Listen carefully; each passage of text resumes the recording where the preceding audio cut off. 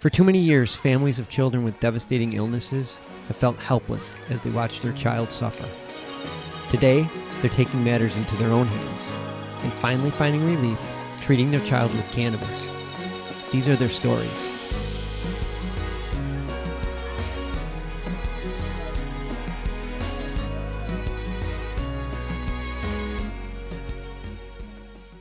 Hey, ladies and gentlemen, welcome to another episode. Hello, hello, hello. Yes, we're excited for our new guest today. It was a gentleman I met at a trade show, only to find out we both were alums from the same university, Hofstra University in Long Island. Right. And he's heavily involved in the industry as an employment staffing company in New York on the East Coast, but yet he staffs all around the country. I want everyone to welcome Joshua Cartagenova, if I pronounce it correctly. Cartagenova. Pretty good, Osiris. I appreciate that. Thanks for coming and joining us. Thank you. Oh, my pleasure. Thank you for the time. Great. So just to jump right in, how did you get involved? I mean, I know they weren't teaching this in Hofstra. Right. Well, the story starts really...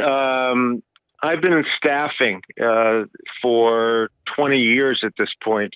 20 years ago, I started a company called Therapy Source. And currently, the company provides all types of therapists, speech, PT, OT, psychologists, social workers, and other related therapists to schools nationwide. And we do this through online therapy as well as in-person face-to-face.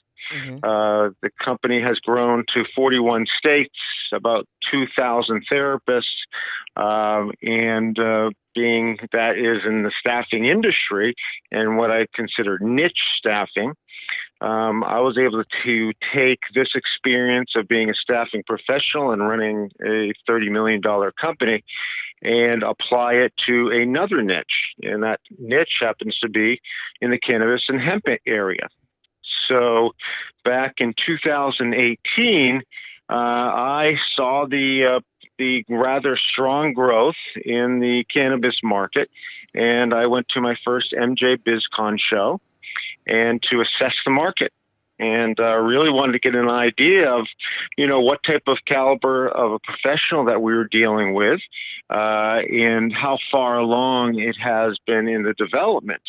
And when approaching the Las Vegas Convention Center and about 1,000 vendors in this convention center, I was rather impressed. I was rather impressed by the whole scope, from your highly professional M&A firms and other professionals to that of individuals that have maybe been in the industry for a couple of years or even the black market. So it was a wide span. And when I did see this, I said, you know what, this is a market.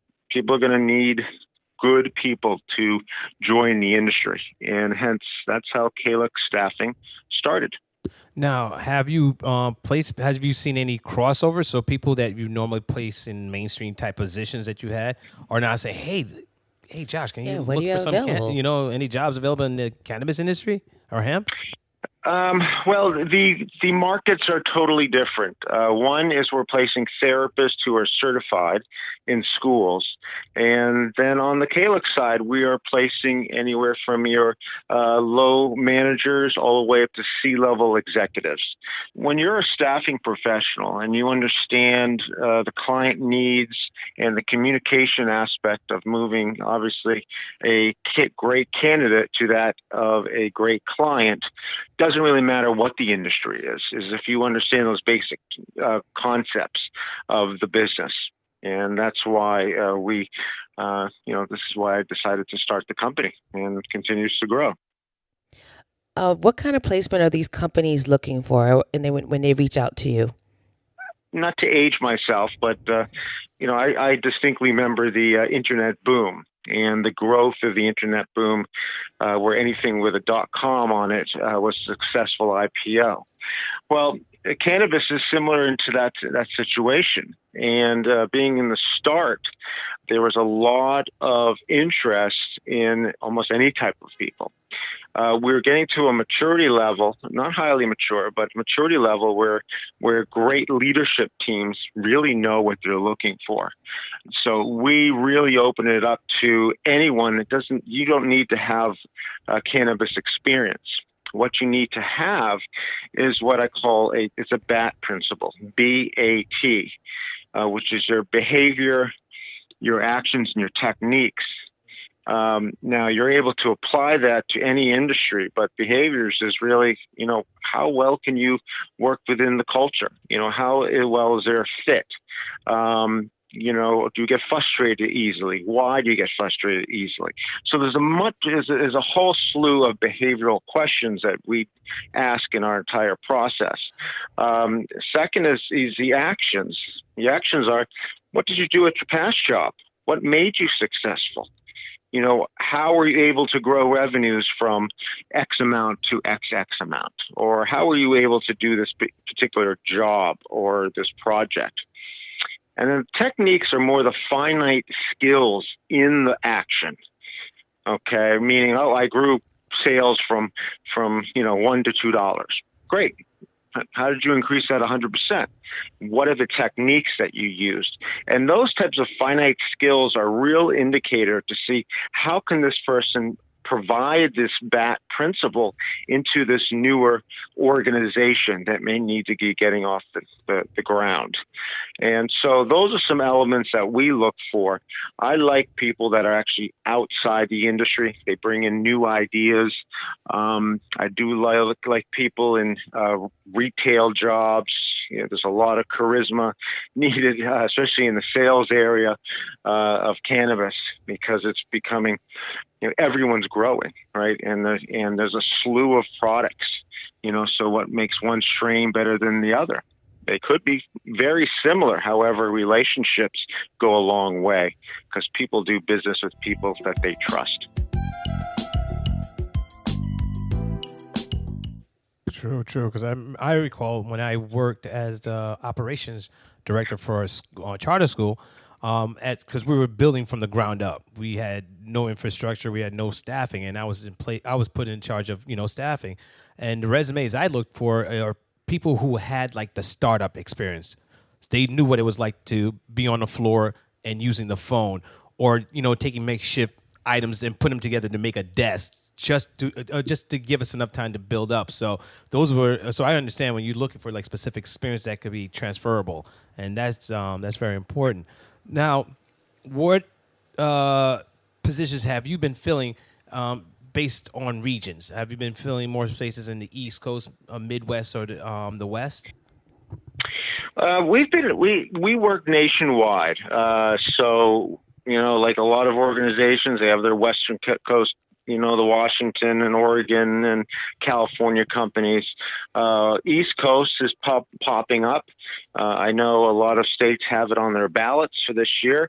And being that this is an election year, and the need for financial security for this on a state level, more states are looking to get this thing moving and approved for rec, if not just medicinal.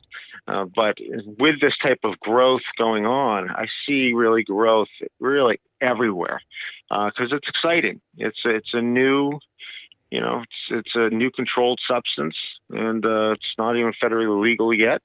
But we're moving, rather close to getting this done. And so it's exciting. So I don't see growth in any particular. I see a lot of in the East area, because that's almost like a territory of the West, maybe a year and a half ago. And so with any type of growth, there's new organizations. And when there's new organizations, there's need for staff. And really, that's where we help in making sure that we have a high quality individual.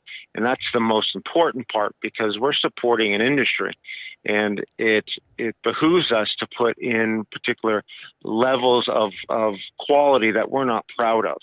And so when you do work for Calyx, there's obviously a lot of competitors out there that may just sandblast a bunch of resumes to a client.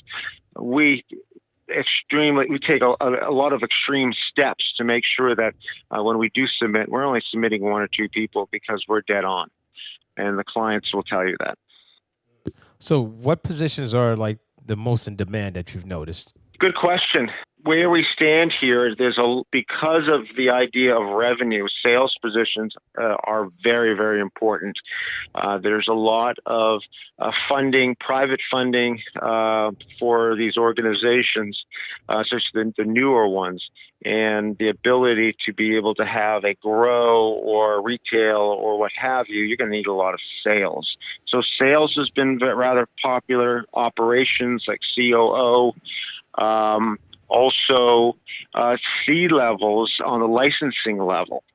As these licensees go through the process, they need their Cs.